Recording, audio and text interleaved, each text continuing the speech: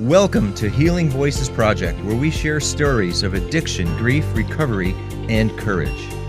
And also from people who work every day in the field of substance abuse who discuss their experiences and advice. I'm Mike Torville, your host. Thank you all for joining us.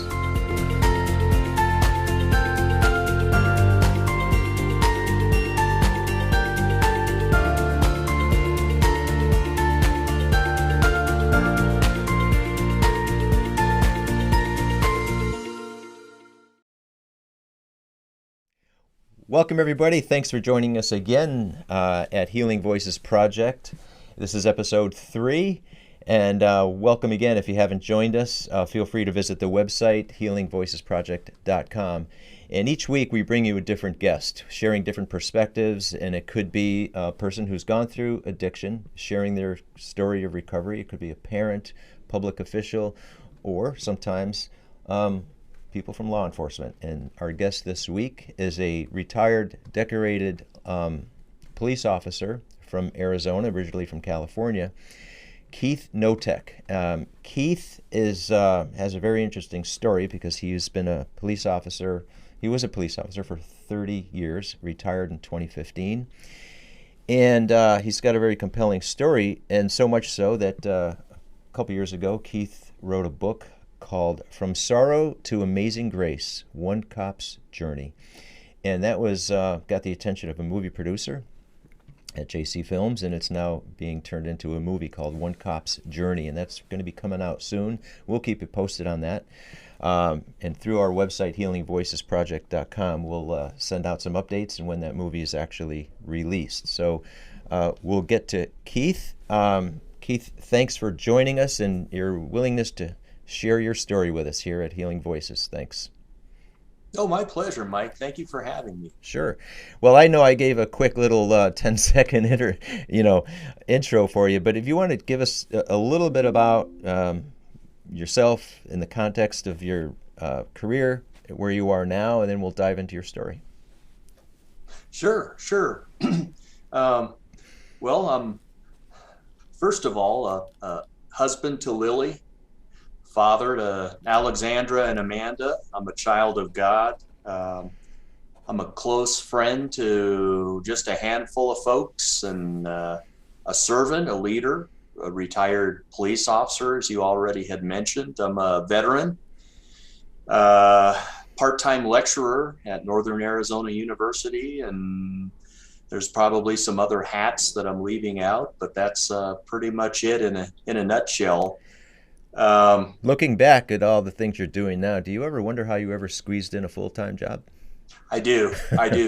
Sometimes it truly does. I used to hear the old retired guys, listen to me, the old retired guys, of which I am one now. Yeah. And they used to say the same thing. Oh man, now that I'm retired, there's not enough time in the day to get things done. I'm busier now than when I was working. And it's really true. I've taken on so many different things, mostly in volunteer organizations, and it keeps me pretty darn busy. And you mentioned your children, and how old are your children now? 29 and 26. Okay. Wow. Yeah. Wow. I have one in northern Nevada and one in Southern California. Okay. And you just paid a visit to your daughter in Southern California, didn't you? I did. Yeah. She beat me at golf. That girl, and that's my youngest daughter. She can whack a ball. It's amazing. Well, that's good. Now you just got back, I think, a day or so ago, back in Arizona, correct? Yeah, a couple days ago. Yeah. So your days are pretty full. So thanks again for joining us. And I know you do a lot of speaking, and I know your story, certainly in the book, in the movie, and if you want to give what evolved with your career, and I know that led to alcohol and the issues with that, but tell us how things progressed when you were a police officer and what occurred afterwards. Absolutely. When they say that alcoholism, I have several isms, but one of them is alcoholism.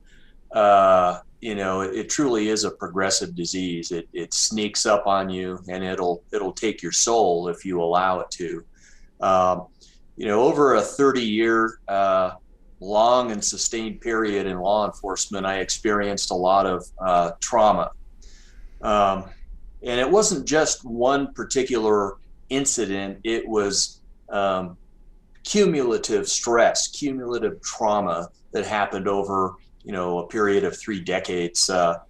You know, uh, for instance, in '97, I was involved in a shooting, and one of my deputies was killed. I was a brand new supervisor. I was, out in the field learning how to do my new job as a sergeant, and we went to a domestic violence call, got into a foot chase of the suspect in a field behind a church. He started shooting at us. My deputy, Randy, was hit. Randy Jennings. I think it's important to mention his name. He was hit 5 times, mostly in the front panel of his bullet resistant vest, but the fatal round penetrated just below the neckline and above the sternum. By the way, how close was he to you when he got shot? We became work friends. We really developed a bond and a good relationship. I had heard from him that he didn't know how I was going to do as a supervisor, because one day we're working together as deputy sheriffs. We're doing the same job, and then I get promoted, and then I come back out into the field, and I'm his supervisor. It's like this magic thing, this mystical thing. It's like, okay, you're a boss now. And he said that he was surprised that I didn't, well, I don't know if he was surprised, but he was glad that I didn't let it go to my head, having a little extra authority, I guess you could say. Right. But yeah, Randy was just a fantastic, solid individual. He was solid as a man and as a police officer. So 30 years of this stuff, experiencing, at one point in my career, I was a detective sergeant. So I went out on all of the homicides and, suspicious death calls, saw a lot of deceased children, spouses, horrific car crashes with just, carnage and a lot of that stuff, that no person should have to see. Although I got desensitized to a certain degree, I had those images burned in the back of my brain. So I'd handle whatever situation was thrown at me on the job. And it served me well, putting on the facade of, I don't have any emotion. But then I'd get home and I'd have just a breakdown, So pretty soon, I began to self-medicate with alcohol. At the time when I went into law enforcement in the mid 80s, there was a certain stigma that if you were having issues or a hard time dealing with some of these traumatic events, if you sought help, you were a wuss. You were labeled as weak. And, I don't know about you, but, I don't want to follow a weak leader into, the heat of battle, so to speak. So I put on a facade. It's like, well, I can't seek psychological help because if word gets out, I'll be weak. I can't get on psych meds because psych meds, they'll alter my mind. And if word gets out that I'm taking some kind of medication, that's even worse. So the police officers of the day, a lot of them who were struggling, they reached for the bottle, and that's exactly what I did. It's inexpensive, it's legal, it's convenient. You go down to the store, you buy a bottle, and you drink it. I had been involved in several critical incidents, and the term critical incident today, it's like a buzzword in law enforcement. When I first started, there was no such word, but it can be anything: an officer involved shooting, an incident where there was traumatic death involved, that type of thing. I experienced a lot of critical incidents in my career. And then eventually I would have these nightmares that would wake me up. So I wasn't sleeping. I couldn't get to sleep because my mind was always abuzz with the ping pong balls bouncing around in my mind, and then sometimes I'd fall asleep and then I'd hear gunfire in my sleep, in my dreams. I'd have nightmares and I'd wake up. So, what's a quick and convenient and easy way to quash that? Dull it with alcohol. So I started drinking so that I could sleep. I mean, we all know how important sleep is to one's health and mental health. So that's what I did. And then, as I stated earlier at the beginning of the podcast, alcoholism is a progressive disease, and it sneaks up on you. And that's what happened with me. At one point, I thought, well, this isn't normal. Trying to dull my senses with alcohol to go to sleep. It's not normal. People don't generally do that. And then I told myself the lie in my mind, oh, I can quit at any time. I just need a little more so that I can, get over the hump, to take the edge off. And pretty soon it became cyclical. I was diagnosed with post-traumatic stress and depression, and it's cyclical. The post-traumatic stress exacerbates the drinking and vice versa. So that was the cycle for about 10 years. And, it brought me to the brink of self-destruction. You had to hide it during those 10 years, or at least to a large degree. Did you drink publicly, or was it a hidden habit? It was the hidden thing. I started out as a social drinker, like most people, where I could have a glass of wine and enjoy it. It was when I started abusing it, when I was using it as a sort of medication. That's where it got me into trouble. Yeah, so as those experiences took their toll, and like you said, it progressed from like a social drinking, and then you tried to drink more to put yourself to sleep, and you said it exacerbated the problem, but you didn't know it. And of course, you're not the only police officer who was dealing with those types of issues and the PTSD. No, not by a long shot. Yeah. And I'm sure there's others that dealt with it differently. Again, if they were facing the same type of perception or stigma, they'd want to hide it as well. So I would think that you had company.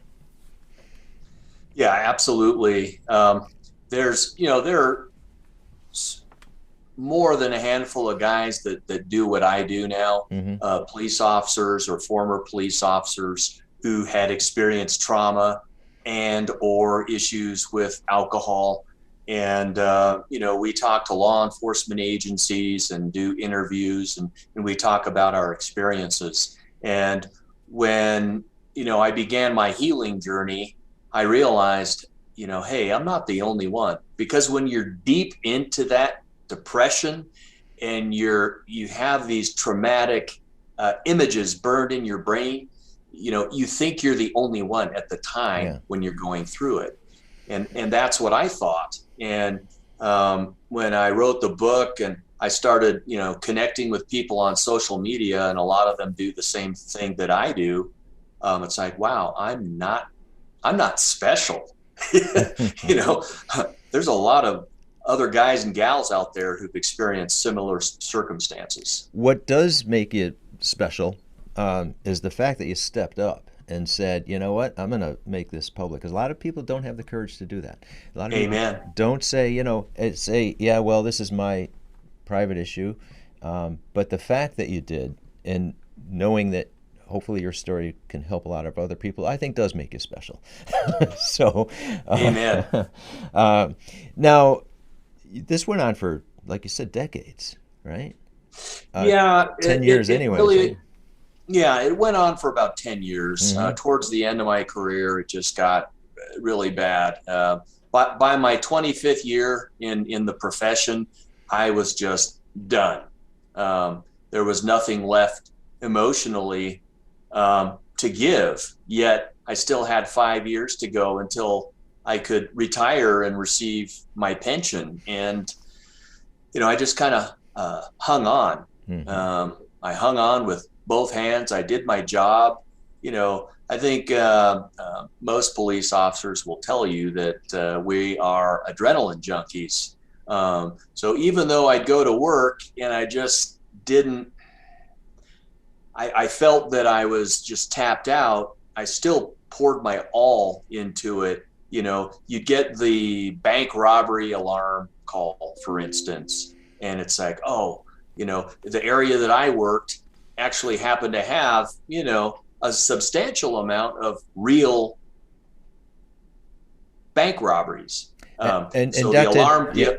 This is in Southern California, correct? correct. Yes, yeah. Yes. Okay. In Riverside County. Okay. And so it's like, wow, this could be a legitimate robbery in progress. So, the adrenaline spike would hit and I'd get to the call as fast as I could and would deal with it. I still enjoyed that part of it, but since I was in supervision and management, I also had to deal with the citizen complaints and the little staff projects that were handed down to me. My joy was being out in the field with my guys and gals. Everything else was peripheral, and it was the unpleasant part of my job. Yeah.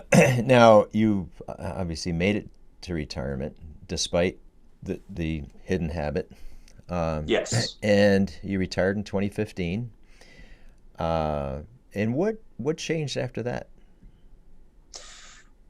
About a year before I retired, I realized, hey, Keith, you're drinking way too much. You could have a problem with this. So I did what in the program of Alcoholics Anonymous we call, I white knuckled it. I didn't work any kind of a program of recovery. I just stopped drinking. And some days, it was harder than others to abstain, especially on hard days, tough days. It was difficult not to go to the old friend, the bottle. So I made up my mind, I don't want to be this old retired guy sitting around the house reliving the glory days, drinking myself into oblivion. So I stopped, but unfortunately life happens, and again, I'm not special. I experienced a lot of death. My dad passed away after I retired. 6 months after he died, my father-in-law passed away. I had several very close personal friends die, and I just felt like everyone was abandoning me. It's like, all the people I care about, they're dying off, and then one incident, one of our deputies' wives, from my old agency, his wife was a Palm Springs police officer, and she, Leslie Zarebny, and she was shot and killed in the line of duty 2 weeks after returning to work after maternity leave. So that one sent me over the edge, and I finally reached for the bottle again because, even though I wasn't there, I am an empathetic person, and I felt for Zach, the husband, and, reach for the bottle again. And then shortly after that, a close friend of mine, Dan, died. So long story short, after Dan passed away, I self-medicated with alcohol. I found myself locked up in jail for DUI. How did you the police stopped you? You were driving. Was it an accident? I crashed my car. It was an accident. So that was a big wake up moment for me, my come to Jesus moment. And I thought, something has to change. Something has to give. I can't live like this any longer. I don't know what to do. That truly was my breaking point. That was my rock bottom breaking point. And that's where a lot of people find a real relationship with God, with Jesus. And although, my dad was a pastor, I grew up in a Christian church. Although I knew Jesus, I didn't really know Jesus. I didn't submit and fully surrender myself to him. I was still living my life according to my rules. I was still trying to run the show, because a lot of police officers are, we're type A individuals. We're used to being in control. Mm-hmm. Yeah. So I came to the acute realization that doing things my own way, it wasn't working for me. So I submitted to Christ. I learned about the 4 pillars of resilience, which essentially is, dealing with the mental component of your life, the physical aspect, the social aspect, and then lastly, which gets forgotten about a lot of times, the spiritual component of my life, because people are mental, physical, and spiritual beings, but people have a tendency to forget about the spiritual side. Mm-hmm. So when these 4 components of your life, if even one of them gets out of balance, all of the other areas of your life become out of balance. They suffer because they work in congruency with each other. Like if I stop going to the gym, for instance, the mental aspect is going to suffer, because we all know that working out's good for you. It's a no-brainer. It pushes oxygen to the brain and other places in the body, but it also promotes very healthy sleep patterns. So if you stop going to the gym, your sleeping patterns are going to get out of whack. You're not going to sleep well, and sleeping is incredibly crucial to your mental health. So that's how they kind of work in conjunction with each other. The spiritual component is huge. With me, I've learned to rely on God and submit myself to his will.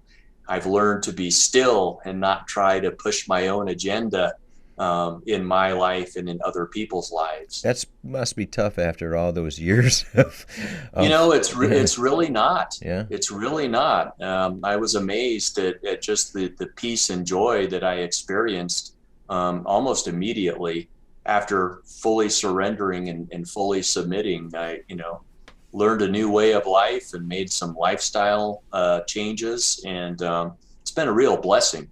I have a lot of serenity, peace, and joy today. Of course, I should throw the caveat in there that not only did I have to deal with the alcohol, I started going to AA meetings. I got a sponsor. I worked the 12 steps and, try to live by the 12 principles of the AA program. But I also had to treat the post-traumatic stress. So I went to a therapist. I still go to a therapist, but early in my therapy sessions, I went through something called EMDR. I don't know if you've heard of that. It's an acronym for Eye Movement Desensitization Reprogramming, EMDR.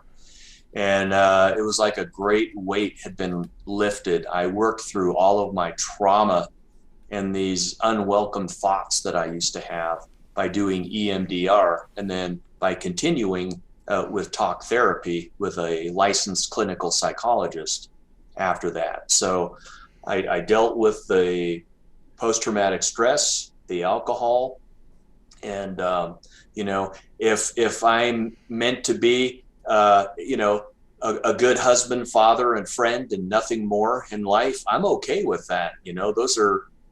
That's an important calling too, being a spouse, being a parent, being a friend. So yeah, I have a lot of peace in my life today. Had I known then what I know now, I would have submitted a long time ago. Yeah, that's pretty common if we only knew. That's right. And so this is what you went through privately, right? I mean, of course, in the beginning, Yes. because it was something that you Yeah. just did.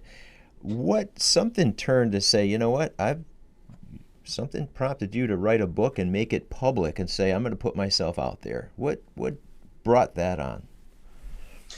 You know, and people would think I'm nuts in the middle of criminal proceedings to write a book about what landed me in that hot water to begin with. But I started journaling.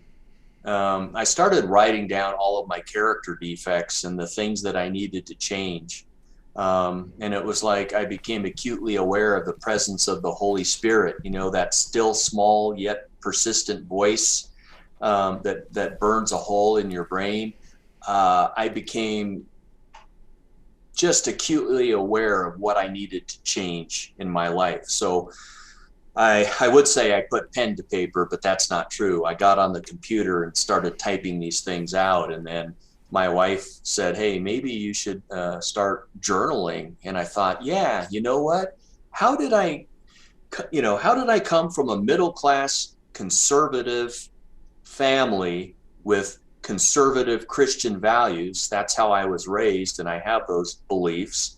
How did I get from point A to point B? How did I land myself where I am today?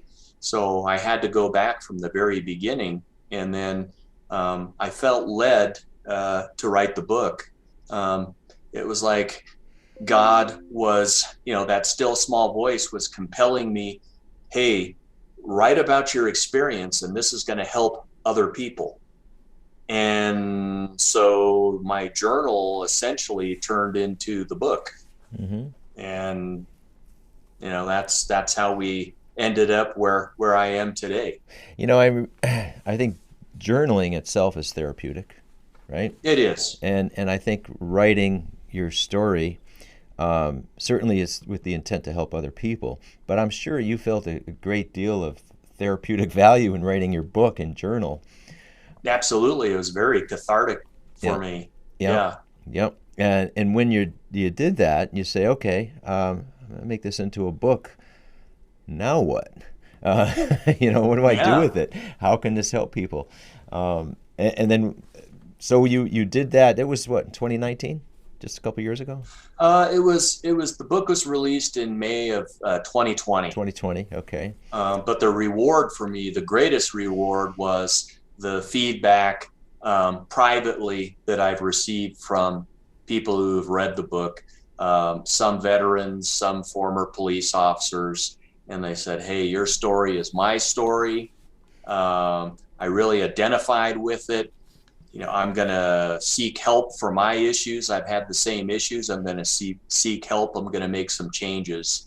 And that was the reward for me. I didn't do it to make money because, quite frankly, you're an author. You wrote, several books.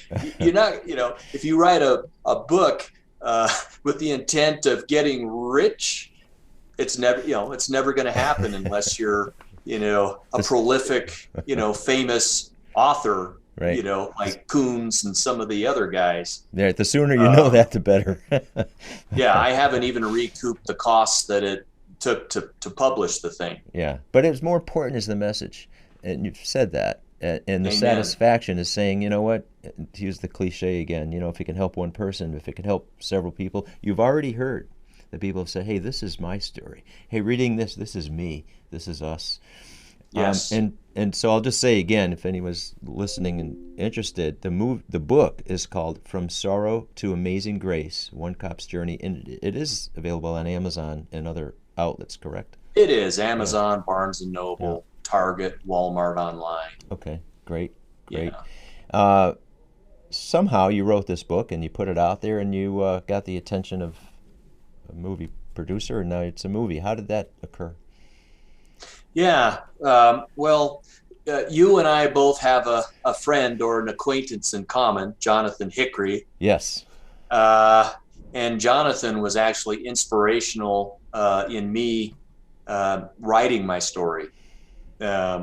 I reached out to him before I even wrote the book. I read his book, Break Every Chain. And so shout out to Jonathan. Yep, it's a great book, yes. Yep. Yeah. I thought, wow, here's a currently active police officer who's still working as a police officer. And he experienced a lot of the same things that I did. And he put it all out there in his book. And he's still working. Right. I'm like, if he can do that, and he's a young man. What is he? Maybe 40, something like that. Maybe he's got a few children, but young children. But yeah, he's maybe 40, but he's a young guy. Yeah, right. Young family, young guy. A few years to go before his retirement, right? Yeah. It's like, if this young man can do it, why can't I? I'm retired. I have nothing to lose. Yeah. If it'll help just one person. Well, there you go. I mean, say it sets off a chain, right? Because his book, his story inspired you to say, hey, you know what? And the same thing will occur. You would pretty much think that that's going to happen if it hasn't already. Right. Yeah. So my book was released about the time that Jonathan's movie was in production. Mm-hmm. So Jason Campbell, the producer and CEO of JC Films, caught wind of it. We connected. I sent him a copy of, I think it was my manuscript, actually, that I had sent to him. He wanted it to be in Word format so that he could mark it up. Mm-hmm. Yeah. But, the next time we spoke, he's like, hey, man, I read your book. I really want to do a film on it. Would you be amenable to it? Like, yeah, absolutely. How does this work? So, right. And the rest, as they say, is history. Right. Yeah. And that'll be out in a couple of months, this spring. February or March. So yeah, next month or March. Mm-hmm. Yeah, and we'll be happy to give an update on that. Again, the movie's called One Cop's Journey, correct? Correct. Yeah. I figured it's easier than From Sorrow to Amazing Grace, One Cop's Journey. That's kind of long for a movie title. Right. Yeah, it is. Wow. Well, so what are you doing now that this is out? You do a lot of speaking. You visit police departments, schools. Where do you speak at and share your story? Well, as I mentioned earlier, I'm a part-time adjunct at Northern Arizona University. I lecture on various technical law enforcement topics up there. There is it's a federal law enforcement training program that is hosted by NAU. And without going into the finer details, I'll just tell you, I teach various subjects, but the one topic that is near and dear to my heart is psychological survival for law enforcement. That's an 8-hour class that I teach up there. It used to only be a 2-hour course, and the program director reached out to me and said, hey, Mark Messia, he's a great guy. He knows my story. He knows, we know each other personally. He says, hey, will you rewrite the curriculum? These students need more than just a 2-hour blurb of, hey, if you get in a shooting, go work out afterwards. It's good for you. It's a lot more in depth than that. Yeah. So I rewrote the curriculum. I turned in the 2-hour block of instruction to an 8-hour block of instruction. And I'm actually going up there, in a week from today to teach that class. So I teach at my church. An associate pastor of mine and we started a veteran and first responder fellowship. It's a Christ-centered Bible fellowship for current, active, and retired public safety, first responders and veterans. So we have this this group that meets every first and third Monday of the month of each month. I help facilitate those meetings. And let's see. Yeah, I do speaking. I do a lot of podcast and radio interviews. I've been on television locally here. Actually, well, down in the Phoenix area. I'm about an hour and a half northwest of Phoenix in the mountains. But right now I'm writing another book. A fellow reached out to me. His name is Mario Oliveira. And he's a medically retired Somerville, Massachusetts police detective. Now, you're a Massachusetts guy. Yes, I am. Yes. Do you recall, were you in Massachusetts 11 years ago? I've been here pretty much my whole life. Okay. Yes. Do you recall the incident where there was a Somerville police officer who was shot 6 times while trying to make an arrest about 11 years ago? And he died on the operating table and essentially was brought back to life. It was an amazing story. Anyway, it's Mario Oliveira. Yeah, it's the story of Mario Oliveira. He reached out to me and asked me if I'd write the thing, and I wasn't interested because I wasn't looking to write another book. And I heard his story. I was captivated by it. He sent me a video of him and the surgeon who saved him.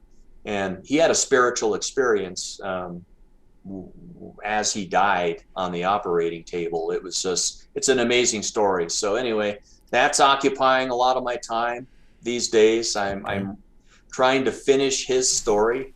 I'm a member of Civil Air Patrol. I'm a volunteer chaplain for Sons of the American Revolution and a bunch of different volunteer organizations. Mm-hmm. Wow. Yeah. You enjoy writing? To a certain degree. It's I don't know. It's one of those things. Like my first book was like totally God inspired. Because I would, before I'd sit down and start typing, I would pray that God would direct my thoughts to put the right words on paper, and it just kind of flowed. Mm-hmm. But when you're telling another guy's story and you're trying to put yourself in his position, it's a little bit different than writing your own story. Right. And yeah. I found, there's always so much more to it than maybe when you think about the whole formatting and editing and all these other things that just have to make that story come alive, but right. I give you credit because I know it's a lot of work, more than what meets the eye, that's for sure. Yeah, you would know. But there's still a satisfaction and enjoyment to say, hey, this story's out here, it's there, and it took shape. It's an important story. Yeah. Mario's story is an important story, and it needs to be told. Definitely, I'm going to look that up, and I look forward to talking to you about that and how that's progressing. We're getting close to the time, Keith. But first, I really appreciate you taking the time to come on here. Is there anything that we didn't get to talk about that you want to share with everybody? Kind of gone through, but I want to make sure I don't forget to include everything that you wanted to talk about. Yeah, absolutely. My message for today is for anyone who's suffering from post-traumatic stress, and or substance or alcohol abuse, is that you don't have to live in the past. You don't have to be stuck in the past, and that there is a solution. There truly is a solution. And that you are not the only one that are going through whatever it is that you're going through. Yeah. There's help available. There's people just frothing at the bit to help you and to lead you and to guide you. And you can experience joy and peace. You really can. And going back to something you said earlier that I think it's worth re-emphasizing is the perception of weakness, the stigma. And that was earlier, that was years ago that you felt that. But do you find that's changing? It is changing, but we need to break the stigma. Mm-hmm. We really do. It is changing slowly, but we still have a lot of work ahead to do. And you find that's just still a challenging, from what your experience is as to police officers in particular. You find that It still is. a problem. Yeah. It is. A lot of my training officers, when I was the new kid on the block, Yeah. several of them were Vietnam combat vets, and that's how they dealt with their problems. You know, they were combat vets. They saw it all in Vietnam, and it's like, we don't talk about those things. We just, drink over it, Yeah. and that's not a solution. Trust me. No. And, we've had a few guests, and we're going to, in fact, Jonathan Hickory and I, we've been talking, and he was going to join us a little while ago. He had to postpone it, and we'll get him on in the next few weeks. But a couple months ago, we had one of our state senators, John Vilas, on, and he was a retired military, and he mentioned the same thing. He said that the PTSD and left untreated, and the stigma, and people like yourself, like Jonathan, like John Vilas, who share their stories to hopefully erase that stigma and allow people to say, you know what, if Keith, if Jonathan, if these guys can come out, then maybe that gives me the courage to step out too and seek help, and rather than self-medicate, rather than make it worse. And so I think you're doing a lot to relieve that stigma and get rid of that perception of weakness. Well, with God's help, I'm trying. Back in the day, if you sought help, some of the old timers would, they'd sarcastically say, "Oh, give them a hug," and then they'd give you a swift kick in the butt and tell you to get back to work. Yeah, and here's the irony. And John Vilas said this, and I remember him saying, he says, it takes so much courage to step up. In fact, there's hardly a more courageous thing that you can do than to step up and say, I have a problem. I need to change. Yet, it's a perceived weakness, but it is actually extremely courageous to be able to step up. It's not an easy thing to do. Truly. Yeah. Truly. Yeah. Well, Keith, I really do appreciate you coming on, and I'd love to get some updates on the movie and what you're up to. I'd love to have you back again. So again, thanks. And to everyone listening, again, stay tuned for Keith's story, One Cop's Journey. And again, the book is From Sorrow to Amazing Grace, One Cop's Journey. And feel free to jump on our website, healingvoicesproject.com. Thank you, everybody, for listening. And thank you again, Keith, for joining. We'll see you all real soon. Thanks. Thank you, Mike. Thanks.